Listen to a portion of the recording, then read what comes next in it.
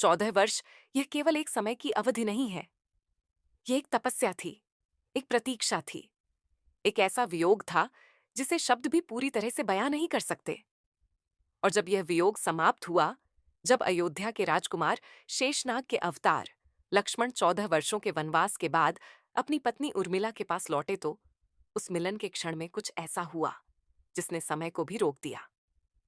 उस क्षण में उर्मिला ने अपने पति से, अपने स्वामी से, अपने 14 वर्षों के इंतजार के प्रतिरूप से केवल एक प्रश्न पूछा।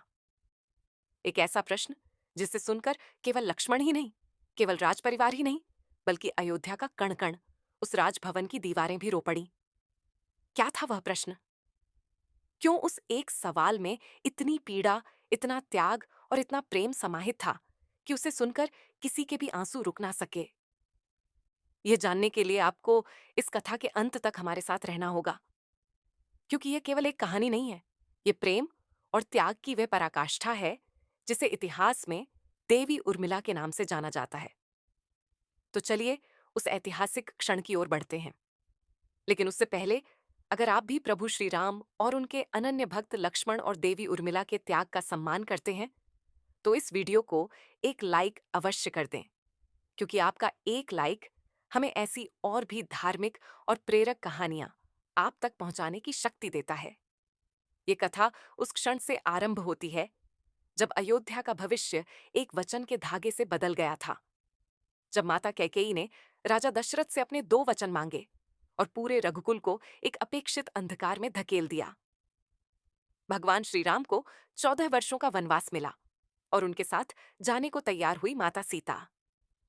यह सुनकर जब लक्ष्मण ने भी अपने भ्राता राम और भाभी सीता की सेवा के लिए वन जाने की हठ की, तो जैसे पूरे अयोध्या पर एक और वज्रपात हो गया।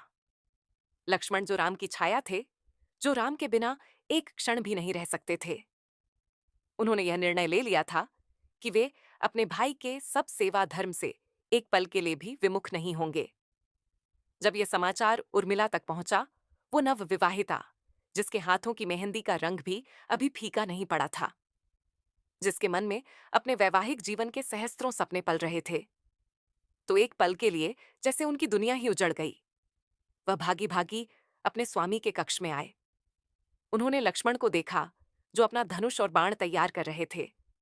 उनकी आंखों में एक दृढ़ निश्चय था, पर उस निश्चय के पीछे छिपी पीड़ा को उर्मिला ने एक पल में पढ़ लिया। उर्मिला ने कांपते हुए स्वरों में कहा, स्वामी, मैंने सुना है कि आप भैया और दीदी के साथ वन जा रहे हैं। यह सत्य है? लक्ष्मण ने अपनी दृष्टि नहीं उठाई, केवल हामी में अपना सिर हिला दिया। उर्मिला ने आगे बढ़कर उनका हाथ थाम लिया और कहा, तो फिर इसमें विलंब कैसा? मैं भी अपने वस्त्र बदल कर आती हूं। मैं भी आपके साथ चलूंगी। आपके सेवा धर्म में मैं आपकी सहायता करूंगी। मैं आपके मार्ग में कोई बाधा नहीं बनने दूंगी। लक्ष्मण ने पहली बार अपनी आंखें उठाकर अपनी पत्नी को देखा। उस सुंदर मुख पर कितनी सरलता, कितना प्रेम और कितना समर्पण था। लक्ष्मण का हृदय पीड़ा से भर गया। उन्होंने उर्मिला के हाथों को अपने हाथों में लेकर कहा, उर्मिले, तू मेरे साथ वन नहीं जा सकती। मैं वहां अपने भैया और भाभी की सेवा करने जा रहा हूं। एक सेवक के रूप में, और एक सेवक का धर्म बहुत कठिन होता है। मैं 24 घंटे उनकी सेवा में रहूंगा। मैं नहीं चाहता कि मेरे कर्तव्य में कोई भी कमी रह जाए। तुम्हारी उपस्थिति मुझे मेरे कर्तव्य से विचलित कर सकती है। उर्मिला की आंखों में आंसू भर आए। उन्होंने कहा, स्वामी, क्या मैं आपके कर्तव्य पथ में बाधा हूं? क्या एक पत्नी का धर्म नहीं कि वह अपने पति के साथ हर सुख दुख में रहे? सीता दीदी भी तो भैया राम के साथ जा रही है, फिर मैं क्यों नहीं? लक्ष्मण ने गहरी सांस लेते हुए कहा, प्रिया, स्थिति को समझने का प्रयास करो। भैया राम को वनवास हुआ है। सीता भाभी उनके साथ अपनी इच्छा से जा रही है, क्योंकि एक पत्नी का धर्म पति के साथ रहना है। परंतु मुझे वनवास नहीं हुआ है। मैं अपनी इच्छा से एक सेवक के रूप में जा रहा हूं। मेरा एकमात्र धर्म मेरे भैया की सेवा है, और तुम्हारा धर्म मुझसे भी कहीं बड़ा है। मेरे पीछे मेरी माताओं की देखभाल कौन करेगा? पिताजी पहले ही भैया के वियोग में व्याकुल हैं। ऐसे में यदि तुम भी चली जाओगी तो माताओं को कौन संभालेगा? कौशल्या माँ, सुमित्रा माँ और हाँ, कैकई माँ भी उन्हें तुम्हारी सबसे अधिक आवश्यकता होगी। तुम्हें अयोध्या में रहकर मेरे हिस्से का पुत्र धर्म भी निभाना होगा। क्या तुम मेरे लिए यह त्याग नहीं करोगी? उर्मिला अपने पति के मुख को देखती रह गई। कैसा विचित्र तर्क था। जो पति उसे अपने साथ ले जाने से मना कर रहा था, वो उस पर कितना बड़ा उत्तरदायित्व डाल रहा था। उर्मिला ने अपने आंसू पोंछ डाले और एक दृढ़ निश्चय के साथ बोली, ठीक है स्वामी, जैसी आपकी आज्ञा, मैं अयोध्या में ही रहूंगी। मैं आपकी अनुपस्थिति में आपके कुल का, आपकी माताओं का ध्यान रखूंगी। आप निश्चिंत होकर अपने कर्तव्य का पालन करें। परंतु मेरी एक विनती है। लक्ष्मण ने पूछा, कहो उर्मिले, क्या विनती है? उर्मिला ने कहा, आप जब भी वन में थक जाएं, जब भी आपको मेरी याद आए, तो एक पल के लिए भी यह मत सोचिएगा कि मैं यहां दुखी हूं। आप बस अपने कर्तव्य पर ध्यान केंद्रित रखिएगा। आपकी सफलता में ही मेरी सफलता होगी। और हां, एक वचन मुझे भी दीजिए। लक्ष्मण ने कहा, कैसा वचन? उर्मिला ने अपने हृदय पर पत्थर रखकर कहा, आप इन 14 वर्षों में मुझे भूल जाएं। आप यह भूल जाएं कि अयोध्या में आपकी कोई पत्नी आपकी प्रतीक्षा कर रही है। क्योंकि यदि आपको मेरा स्मरण हुआ तो आपका मन विचलित होगा, और मैं नहीं चाहती कि मेरे कारण आपके सेवा धर्म में एक कण मात्र की भी त्रुटि हो। लक्ष्मण यह सुनकर अवाक रह गए। अपनी पत्नी के इस अतुलनीय त्याग को देखकर उनकी आंखों से आंसू बह निकले। उन्होंने उर्मिला को वचन दिया और विदा लेने से पहले एक और वचन उर्मिला से लिया कि वह कभी आंसू नहीं बहाएगी, क्योंकि यदि वह अपने दुख में डूबी रहेगी तो परिवार का ख्याल नहीं रख पाएगी। उर्मिला ने यह कठोर वचन भी स्वीकार कर लिया, और इस प्रकार लक्ष्मण अपनी पत्नी को एक अनिश्चित प्रतीक्षा के सागर में छोड़कर अपने भाई के साथ वन की ओर प्रस्थान कर गए। ये कोई कल्पना भी नहीं कर सकता कि एक नव विवाहिता के लिए अपने पति को 14 वर्षों के लिए विदा करना और आंसू भी ना बहाना कितना कठिन रहा होगा। वन में पहुंचने पर पहली ही रात, जब श्री राम और माता सीता एक कुटिया में विश्राम कर रहे थे, लक्ष्मण बाहर पहरा दे रहे थे। उनके मन में यह प्रण था कि वे इन 14 वर्षों में एक पल के लिए भी नहीं सोएंगे, ताकि उनके भैया और भाभी को कोई कष्ट ना हो। वे पूरी तरह से उनकी रक्षा और सेवा कर सके। तभी उनके समक्ष निद्रा देवी प्रकट हुई। उन्होंने लक्ष्मण से कहा, हे लक्ष्मण, रात्रि का समय सोने के लिए होता है। तुम क्यों जाग रहे हो? तुम्हें विश्राम करना चाहिए। लक्ष्मण ने उन्हें प्रणाम करते हुए कहा, हे निद्रा देवी, मैंने अपने भैया और भाभी की सेवा का प्रण लिया है। मैं अगले 14 वर्षों तक नहीं सो सकता। कृपा करके मुझे इस अवधि के लिए निद्रा से मुक्त कर दे। निद्रा देवी लक्ष्मण के इस भ्राता प्रेम और समर्पण से बहुत प्रभावित हुई, परंतु उन्होंने कहा, वत्स, प्रकृति के नियम के विरुद्ध मैं नहीं जा सकती। यदि तुम 14 वर्षों तक नहीं सोओगे तो तुम्हारे हिस्से की निद्रा किसी न किसी को तो लेनी ही होगी। क्या तुम्हारे स्थान पर कोई और यह निद्रा स्वीकार कर सकता है? एक पल के लिए लक्ष्मण चिंतित हो गए। फिर उनके मन में अपनी पत्नी उर्मिला का ध्यान आया। उन्होंने निद्रा देवी से कहा, हे देवी, आप मेरी पत्नी उर्मिला के पास अयोध्या जाइए, वही मेरे हिस्से की निद्रा को स्वीकार कर सकती है। मुझे विश्वास है कि वह मेरे कर्तव्य पालन में मेरी सहायता अवश्य करेगी। निद्रा देवी अयोध्या में उर्मिला के कक्ष में प्रकट हुई। उन्होंने उर्मिला को लक्ष्मण का संदेश सुनाया। ये सुनकर उर्मिला के मुख पर एक दिव्य तेज आ गया। उन्होंने बिना एक पल भी सोचे हाथ जोड़कर निद्रा देवी से कहा, हे देवी, यह तो मेरा सौभाग्य है कि मैं अपने पति के कर्तव्य पालन में किसी काम आ सकूं। मैं सहर्ष अपने पति के हिस्से की 14 वर्षों की निद्रा स्वीकार करती हूं। आप उन्हें मेरी ओर से यह वचन दें कि वे निश्चिंत होकर अपने भैया और भाभी की सेवा करें। उनकी निद्रा का भार मैं अपने ऊपर लेती हूं। निद्रा देवी उर्मिला के इस पतिव्रत धर्म और त्याग को देखकर धन्य हो गई।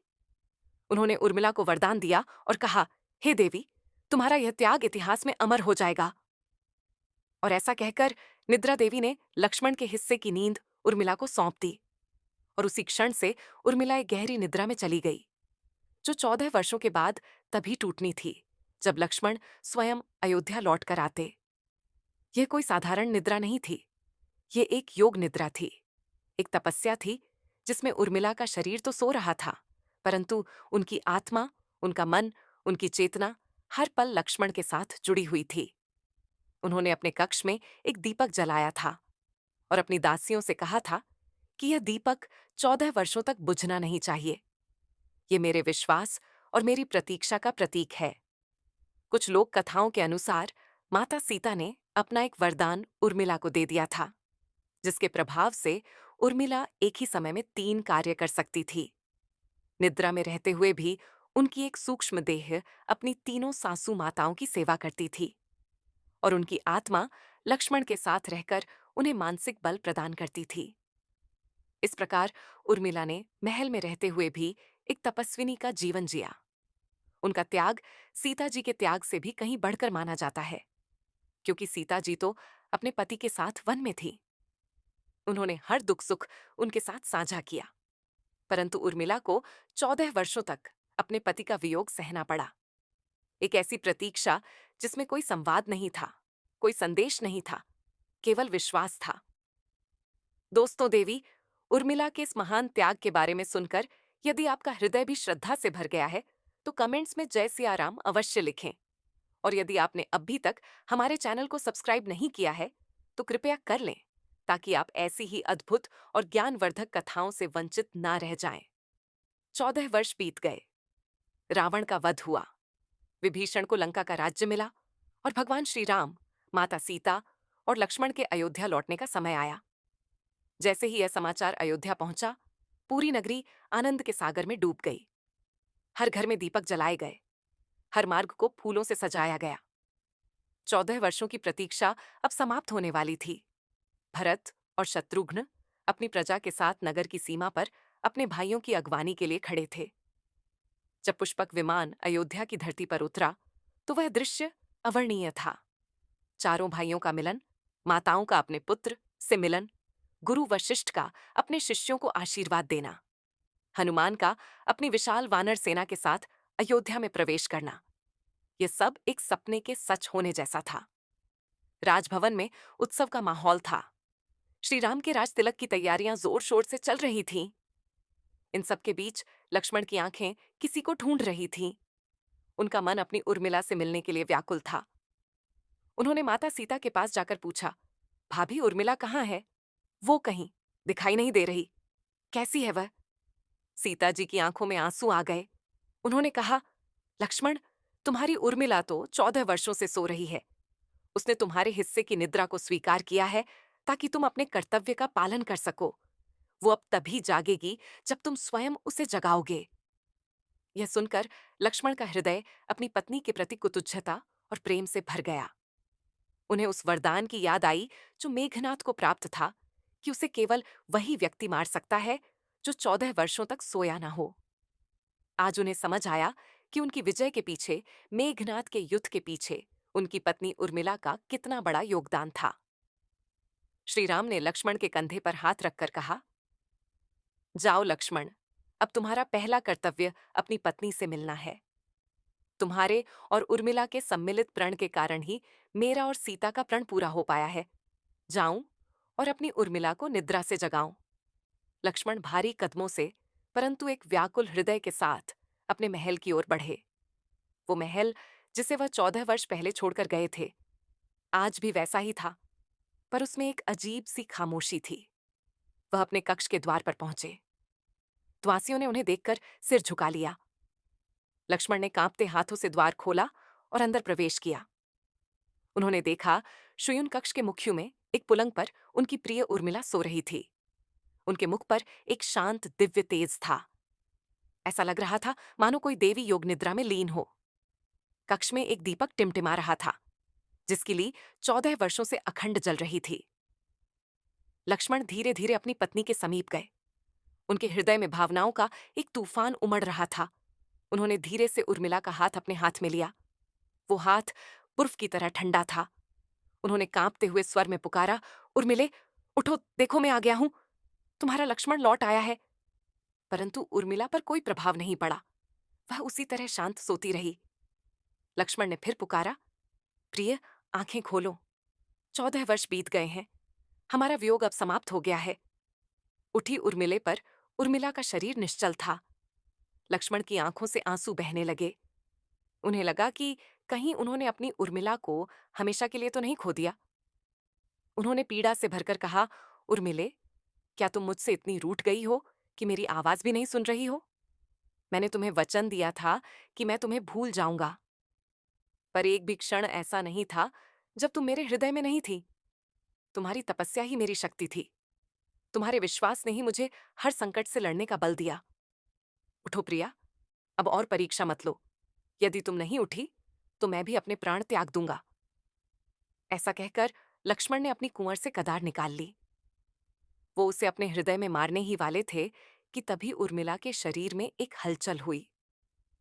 उनकी पुलकें कांपी और उन्होंने धीरे धीरे अपनी आंखें खोली। 14 वर्षों के बाद जब उर्मिला ने अपनी आंखें खोली तो सामने एक तेजस्वी पुरुष को खड़ा पाया, जिनकी आंखों में आंसू थे और हाथ में कटार थी। उनकी स्मृति अभी भी धुंधली थी। वो उन्हें पहचान नहीं पाई। उन्होंने एक अपरिचित पुरुष को अपने कक्ष में देखकर भय और क्रोध से कहा, कौन हो तुम और मेरे कक्ष में प्रवेश करने का दुस्साहस कैसे किया? क्या तुम्हें किसी का भय नहीं? क्या तुम्हारी कोई मां या बहन नहीं है जो तुम एक सोती हुई स्त्री के कक्ष में इस प्रकार चले आए? लक्ष्मण के लिए यह शब्द किसी वज्रपात से कम नहीं थे। जिस पत्नी के लिए वह 14 वर्ष तरसते रहे, वो आज उन्हें पहचान भी नहीं रही थी। उन्होंने पीड़ा से कहा, उर्मिले, मैं तुम्हारा लक्ष्मण हूं, राम का भाई लक्ष्मण। यह सुनकर उर्मिला ने कहा, मैंने यह नाम कभी नहीं सुना। लक्ष्मण ने फिर कहा, मैं जनक का दामाद हूं। उर्मिला ने उत्तर दिया, कौन जनक? मैं नहीं जानती। लक्ष्मण ने व्याकुल होकर कहा, मैं सीता का देवर हूं। तुम उर्मिला हो, क्या तुम मुझे पहचान नहीं रही हो? उर्मिला ने कहा, कौन सीता? मैं किसी को नहीं जानती। तुम यहां से चले जाओ, अन्यथा मैं अभी प्रहरियों को बुलाती हूं। लक्ष्मण का हृदय टूट गया। उन्हें लगा कि 14 वर्षों की निद्रा ने उर्मिला की स्मृति को पूरी तरह से मिटा दिया है। उनकी आंखों से अविरल अश्रुधारा बह रही थी। उन्होंने रोते हुए कहा, हे प्रिय, मैंने तुम्हारे साथ बहुत अन्याय किया है। मैं तुम्हें छोड़कर चला गया, पर विश्वास करो, मैं विवश था। हमने रावण का वध कर दिया है। दीदी, सीता को हम वापस ले आए हैं। भैया राम का राज तिलक होने वाला है। पूरा संसार जानता है कि मैं लक्ष्मण हूं और तुम मेरी पत्नी उर्मिला हो। यदि तुम मुझे स्वीकार नहीं करोगी तो मैं जीवित नहीं रहूंगा। यह कहकर लक्ष्मण ने जैसे ही कटार अपनी ओर उठाई, उर्मिला चौंक कर उठी, जैसे किसी ने उन्हें झकझोर दिया हो। उनकी आंखों के आगे से धुंध का पर्दा हटा और उन्हें अपने सामने खड़े अपने स्वामी, अपने पति, अपने लक्ष्मण दिखाई दिए। उनकी स्मृति वापस आ गई थी। वह रोते हुए उनके चरणों में गिर पड़ी और बोली, आर्यपुत्र, आप क्षमा कीजिए स्वामी, मैं आपको पहचान ना सकी। लक्ष्मण ने उन्हें उठाकर अपने हृदय से लगा लिया। दोनों की आंखों से आंसू बह रहे थे। ये आंसू वियोग के नहीं, मिलन के थे, कृतज्ञता के थे, प्रेम की विजय के थे। पूरा कक्ष उनके मौन रुदन से गूंज रहा था। कुछ देर बाद जब दोनों शांत हुए तो लक्ष्मण ने उर्मिला का मुख अपने हाथों में लेकर कहा, तुमने मेरे लिए जो त्याग किया है, उर्मिले, मैं उसका आरण 7 जन्मों में भी नहीं चुका सकता। तुम्हारी तपस्या के बल पर ही आज हम विजय हुए हैं।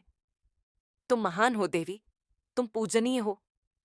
उस समय तक इस अद्भुत मिलन की खबर पूरे राजभवन में फैल चुकी थी। श्री राम, सीता, तीनों माताएं, भरत, शत्रुघ्न, हनुमान, सभी उनके कक्ष के बाहर आकर खड़े हो गए थे। वे इस पवित्र मिलन में कोई बाधा नहीं डालना चाहते थे, पर वे इस दृश्य को देखने से स्वयं को रोक भी नहीं पा रहे थे। लक्ष्मण ने उर्मिला का हाथ पकड़कर कहा, चलो उर्मिले, पूरा परिवार तुमसे मिलने के लिए व्याकुल है। उर्मिला ने सिर झुकाकर हामी भरी और लक्ष्मण के साथ कक्ष से बाहर आई। बाहर अपने समस्त परिवार को देखकर उर्मिला की आंखों में फिर से आंसू आ गए। उन सभी को प्रणाम किया। सभी ने उन्हें हृदय से लगाकर आशीर्वाद दिया। वातावरण में एक अजीब सी शांति और पवित्रता थी। सभी की आंखें नम थीं। वे सब उर्मिला के त्याग के समक्ष नतमस्तक थे। तभी उर्मिला ने लक्ष्मण की ओर देखा। उनकी आंखों में एक प्रश्न था, एक जिज्ञासा थी।